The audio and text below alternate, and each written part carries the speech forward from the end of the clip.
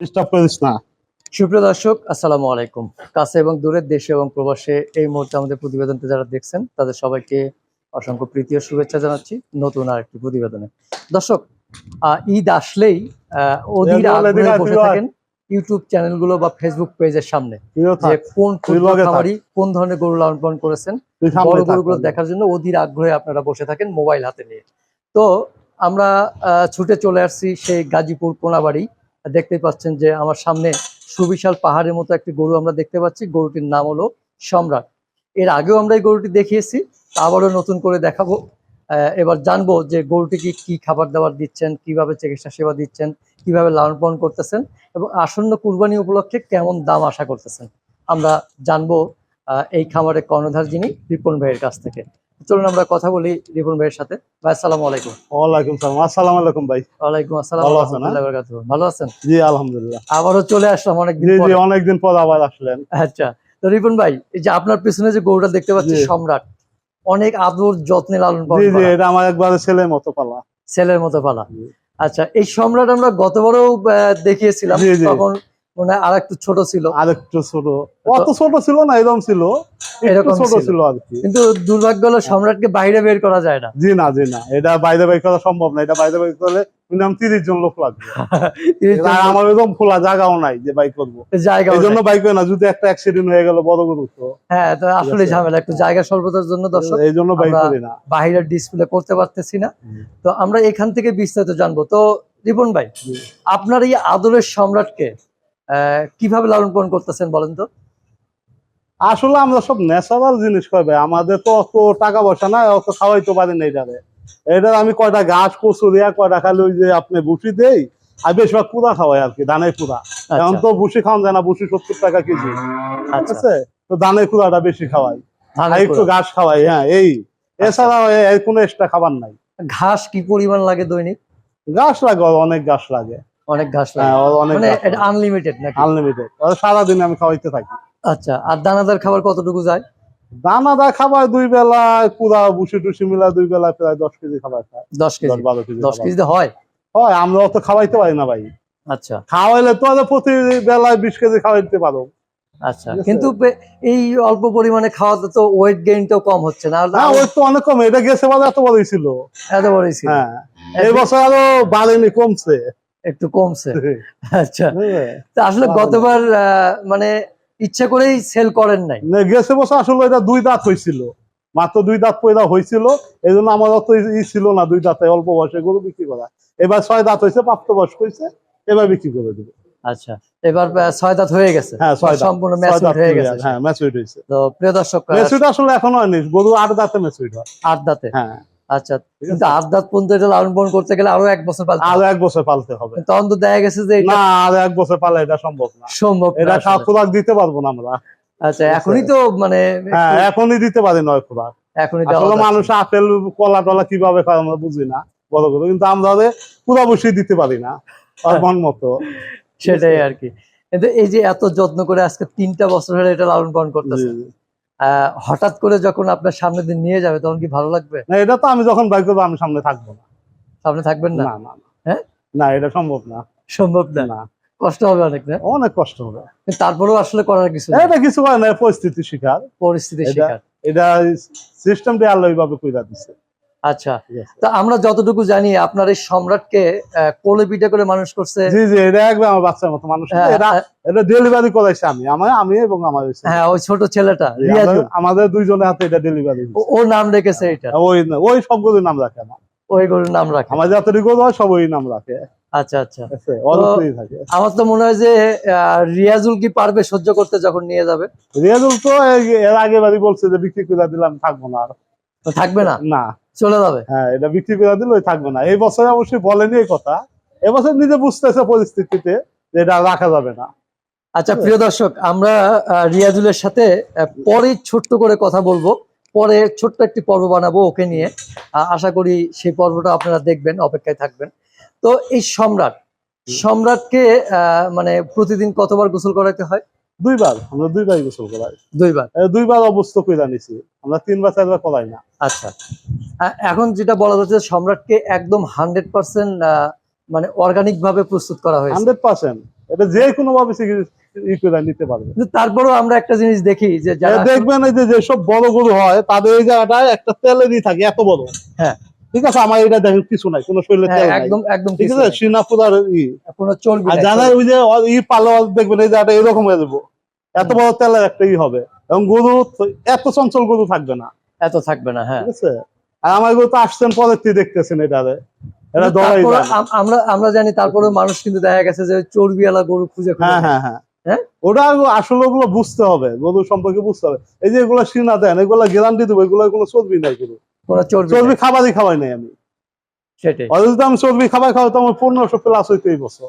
আচ্ছা এই যে 3 বছর হলো গরুটা আপনি লালন পালন করতেছেন, এই গরুটার পেছনে 3 বছরে কত টাকা না মিনিমাম? ওই রকম কোন আমরা হিসাব করি নাই ভাই, আমরা বাচ্চার মতো পালছি।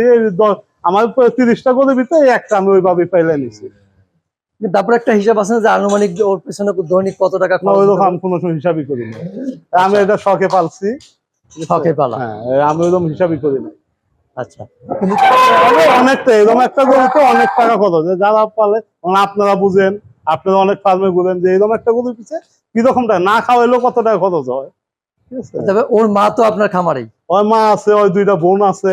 2টা বোন আছে। হ্যাঁ আচ্ছা ওই বোনও একটা বাচ্চা দিছে, বাচ্চা আর দিয়েছে। বাইকনাও আছে। আচ্ছা এই যে সম্রাট যে এত কষ্ট করে লালন পালন করলেন, আপনি কি মনে করেন যে সম্রাটের পেছনে যে শ্রমটা দিয়েছেন সেই শ্রমের না না সেটা আসবে না, আসবে না? এটা আমাদের আসবে না, আচ্ছা, আমাদের ছোট খামারে দিয়ে আসবে না। এটা আবার ওই যে রেডিমেড খামারে যারা আছে বড় বড় তাদের কাছে আসবে, তাদের কাছে যদি আমরা দিয়ে দেই তারা ঠিকই ওই আমাদের এটা তারা উঠাই নিবে। বড় খামারি রেডিমেড খামারি কিভাবে বললেন? তারা তো রেডিমেড, তারা তো আমাদের মতো বাচ্চাতে পালে না, তারা আমাদের মতো ফার্মারতে নিয়ে যাবে, নিয়ে না তারা বিক্রি করবে। আচ্ছা তাহলে তারা হলো ক্ষুদ্র খামারিদের কাছ থেকে সংগ্রহ করে সংগ্রহ করে বড় বড় নিজেরা বড় হয়, নিজেরা বড় করে, জি, কিন্তু নিজেরা আসলে বড়। তাদের কোনো কৃতিত্বই নাই। না না তাদের কোনো কিছু তারা দেখাতে পারবে না তো আমাদের মতো। এটা আমাদের তো আপনার কাছে 2টা রেকর্ড আছে, ক্ষুদ্র খামারের কাছে এটা ছোট রেকর্ড আছে, যে ছোট যখন ওই যে একদম পিচ্ছি 6 মাস বয়স তখন রেকর্ড আছে। হ্যাঁ তারা এরকম একটা রেকর্ডে গরু দেখাইতে পারবে না তো। না আসলেই পারবে না। কিন্তু এই যে এখনকার যে অবস্থা দেখতেছি আমরা, জি। আসলে এই যে ক্ষুদ্র খামারিরা কিন্তু আস্তে আস্তে বিলুপ্ত হয়ে যাচ্ছে। হ্যাঁ 60% হয়ে গেছে, 40% আছে। এটা মূল কারণগুলো কি কি? মূল কারণ এটা একটা করা তাদের ক্ষুদ্র খামারে দেখছেন তো গাবতলি গেছে ভাই, বড় বড় গরু বানায়, কানতে কানতে চোখে পানি টানি ফালায় কত গেছে। ওই যে ইতি নামে একটা মেয়ে দেখছি মানিকগঞ্জ না কোথায়, ওই কত কানছে, লাস্টে বাকি বেশি বিক্রি করে ওই টাকাটা উঠাইতে পারে না, ওইটাও আপনাদের মাধ্যমে পরে উঠানো লাগছে। হ্যাঁ হ্যাঁ এরকম ছোট খামারেরা টিকতেছে না এই জন্য। আসলে এটা কি সিন্ডিকেট কিনা? হ্যাঁ 100% সিন্ডিকেট। তাহলে এইরকম যদি হইতে থাকে তাহলে দেশের মানুষকে আস্তে আস্তে আসলে অসহায় হয়ে দেশের যাবে। মানুষের বোঝা উচিত, যারা বড় গরু কিনে তারা আমাদের এই ছোট ছোট খামারের প্রতি একটু অ্যাক্টিভ হওয়া উচিত তাদের। আমাদের দিকে তারা যদি একটু টাকা অবশ্যই আবার ছোট খামার এগুলা টিকে উঠবে। কিন্তু মানুষ দেখি বড় খামারি গুলোর কাছ থেকে গরু বেশি সংগ্রহ ওই করে। যে ব্যাংকের একটা কথা আছে, তেল আলা মাথায় তেল ডালে, তাদের তো তেল আছে আমাদের তেল নাই, ঠিক আছে। এই জন্য নাকি তাদের খামারের গরু মাংস সুস্বাদু বেশি, কোনটা? না কেন হবে, তারা কি আমাদের মতো গ্যারান্টি দিতে পারবে? আচ্ছা তারা তো কোনোদিন একটা গরু শরীরে হাতই দেয় নাই। আচ্ছা ওই যেদিন বিক্রি করে ওদিন ভিডিও করে দেয়, একটু হাতায় উঠা দেয়, তারা কোনোদিন গরু গোবর পরিষ্কার করছে, গরু খাওয়াইছে? আমরা তো গরু গোবর পরিষ্কার করে গরু গোসল করাই, গরু খাওয়াই, আমাদের মায় আছে, আমরা বলতে পারবো এটা ভিতরে কি আছে। আচ্ছা তো সবই শুনলাম, তারপরেও ধরেন যে একটু জানতে চাই যে আপনার এই সম্রাটকে যারা আসলে বড় গরু কুরবানি দিয়ে থাকে, তো তারা আপনার এই সম্রাটকে কেন সংগ্রহ করবে বা কেন ক্রয় করবে বলেন তো? তারা যদি আসলে গরু চিনে এবং গরু বুঝে তারা অবশ্যই আমার সম্রাটে নিতে হবে। আচ্ছা কেন আমরা এটা গ্যারান্টি দেবো, এটা একদম অর্গানিক, এটার ভিতরে কোনো ভেজাল ভেজাল বলতে কিছু নাই, এবং আমরা ভেজাল বলতে দিব না কোনো কিছু। আমরা চাই যে আমরা একটা জিনিস বিক্রি করবো, ভালো জিনিস বিক্রি করবো, জানে আরেকদিন আমাদের কাছে আসে আরেকজন। আমরা তো 20টা 50টা গরু বিক্রি করবো না, আমরা একটা গরু বিক্রি করবো, একটা গরু অবশ্যই ভালো দিব। কত মানে এই যে আর আমরা ব্যাপারীও না যে ব্যাপারী আইনে বিক্রি করে বানাইতেছে আর বিক্রি করতেছে, তাও না, আমরা একটা শখে পালছি, এটা শখে হয়েছে। শখ করে পালা, আসলে কিন্তু সেই শখের মূল্যটা যদি পাওয়া যায় তাহলে না পরবর্তীতে আগ্রহ জি যায়। জি পরবর্তীতে আবার 1-2 বছর পর আরেকটা হবে এরকম, ইনশাল্লাহ ওই রকম গরু আছে আমার কাছে। আছে কিন্তু এটা যদি মন ভেঙে যায় তাহলে তা সম্ভব না। আচ্ছা হ্যাঁ তাহলে 1.5 লাখ টাকার উপরে গরু বানাবো না আমরা। 1.5 লাখের উপর গরু বানাবেন না? 1.5 লাখের উপরে। আচ্ছা আচ্ছা। তো এই সম্রাটকে সামনে 24 কুরবানি উপলক্ষে জি। হৃদয়বান ক্রেতা বা ওই আপনার হলো যারা শৌখিন ক্রেতা, সেই সব ক্রেতাদের উদ্দেশ্যে কিছু বলার আছে কিনা?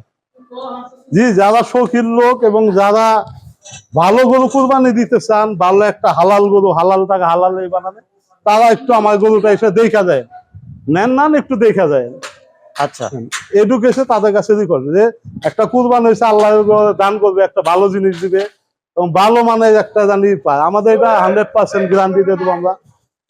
আমি 2বার হজ করে আসছি আল্লাহ রহমতে, কোনো ভেজালে নাই আমরা। আচ্ছা আচ্ছা। তো আমরা একটু রিপন ভাই ওই সাইডটা জানতো দেখি। ওই সাইড গেলে আমার দেখা যাবে না তো ভাই। হ্যাঁ দর্শক দেখা যাচ্ছে না। রিপন ভাইয়ের হাইট কতটুকু? আমি 6 ফিট আছি। 6 ফিট। তাহলে তো আপনার সম্রাটও প্রায় 6 ফিটের কাছাকাছি। জি জি, 6 ফিটের উপরে আছে সম্রাট। 6 ফিটের উপরে আছে, মানে জি। ওরা যদি ঠিক মতো সম্রাট আসলে দাঁড়াইতে পারে না, ওই ওট নিয়ে ওই যে কুড়া গুলা ওট নিয়ে ওই দাঁড়াইতে পারে না। দাঁড়াইতে পারে না, তাহলে 6 ফিটের উপরে হাইট। জি। লম্বা কতটুকু, কত ফিট? লম্বা 11 ফিটের বেশি আছে। 11 ফিটের বেশি আমার আছে। এই যে এই জায়গাটা হচ্ছে 10 ফিট। আচ্ছা হ্যাঁ। 10 ফিট এই জায়গাটুকু সম্রাট হয় না, এই যে ওয়াল সব ভেঙে ফেলাইছে। হ্যাঁ ওই তো ও তো এটুকে গলায় যে একটু বাইরে থাকে, হ্যাঁ। ফুলাটা নামাইলো ওই জায়গা হয় না। আচ্ছা এইটা লাইভ ওয়েট এখন কতটুকু হতে পারে আনুমানিক? 1200 প্লাস হবে। 1200টা কি ফিটার মাপে?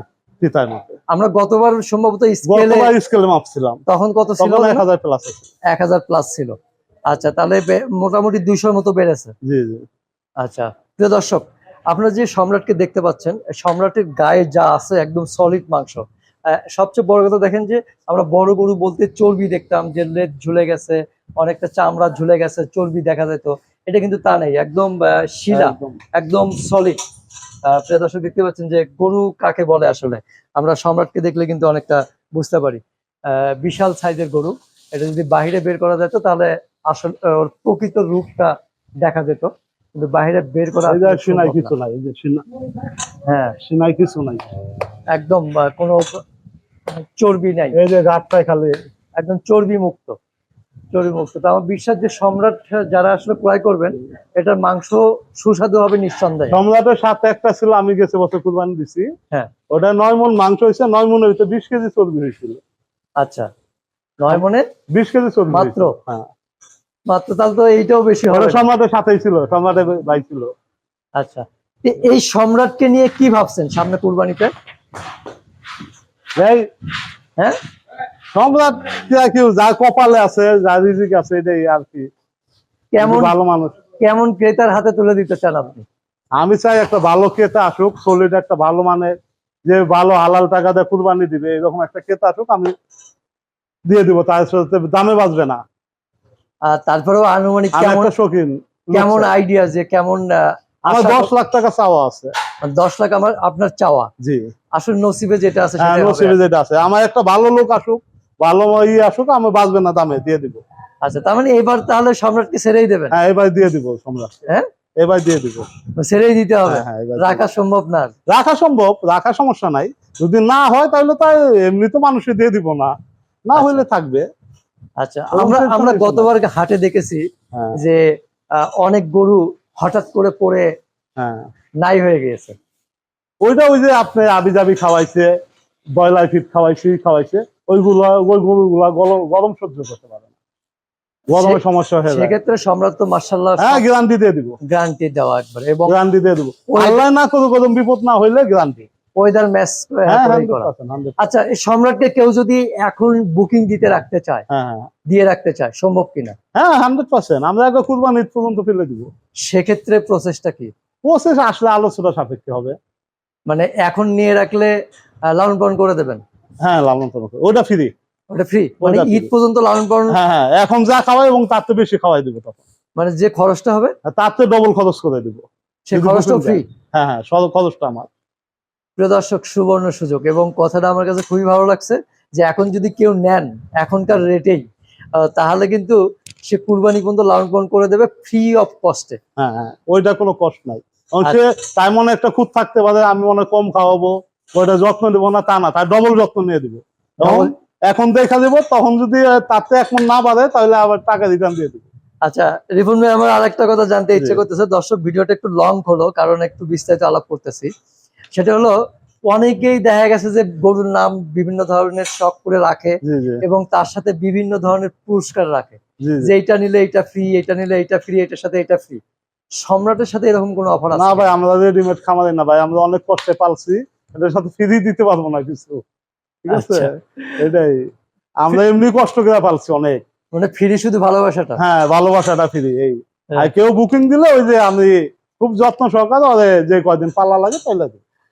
আচ্ছা, হ্যাঁ, দর্শক শুনলেন, আমরা বিস্তারিত জানলাম। তো কোনো হৃদয়বান ক্রেতা বা শৌখিন ক্রেতা যারা আছেন, তারা যদি এরকম ক্ষুদ্র খামারিদের কষ্টের লালন পালন করা গরুগুলো যদি সংগ্রহ করেন, তারা আমার বিশ্বাস যে খামারিগুলো বেঁচে থাকবে বা বেঁচে থাকার মতো স্বপ্ন দেখবে। সামনে এই লালনকৃত গরুগুলোই তাদের পাথেয় হয়ে দাঁড়াবে এবং অবলম্বন হবে জীবনের। আশা করি এই গরুগুলো ক্রয় করে ক্ষুদ্র খামারিদের পাশে যদি আপনারা দাঁড়ান, তাহলে কিন্তু দেশ বাঁচবে, দেশের মানুষ বাঁচবে। তো রিপুন ভাই, আপনার খামারে আসার ঠিকানাটা একটু বলবেন। আমার খামারে আসার ঠিকানাটা, আমাদের গ্রাম হচ্ছে কামরাঙ্গা চালা, পোস্ট হচ্ছে মৌচাক, থানা হচ্ছে কালিয়াকুর, জেলা গাজীপুর। আচ্ছা, আর আর প্রিয় দর্শক, ফোন নাম্বার স্ক্রিনে থাকবে। হ্যাঁ, আপনারা সরাসরি যারা গরু ক্রয় করতে চান, কোনো দালাল বা কোনো বড় খামারিদের হেল্প না নিয়ে সরাসরি সরাসরি আপনারা এসে ক্ষুদ্র বলেন। খামারিদের সাথে যোগাযোগ করুন এবং তাদের সাথে যোগাযোগ করে আপনারা গরু সংগ্রহ করতে পারবেন। তো সর্বশেষ দেশবাসীর উদ্দেশ্যে কোনো মেসেজ যদি থাকে? এইটাই, কোনো বড় খামারিতে যান না, আমাদের কাছে আসেন। অবশ্যই বড় খামারিতে অনেক কমে আমাদের থেকে গরু নিতে পারবেন, এবং আমরা অনেক ভালো থাকবো। আচ্ছা, আমরা অনেক ভালো থাকবো, আমাদের 20,000 টাকা অনেক টাকা, বড় খামারিতে 20 লাখ টাকা কোনো টাকা না।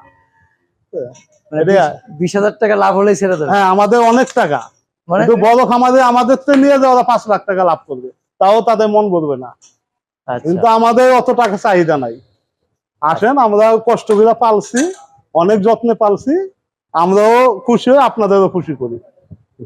ঠিক আছে ভাই, ভালো থাকবেন, আবার দেখা হবে ইনশাল্লাহ। ইনশাল্লাহ। আসসালামু আসসালামু আলাইকুম। আলাইকুম।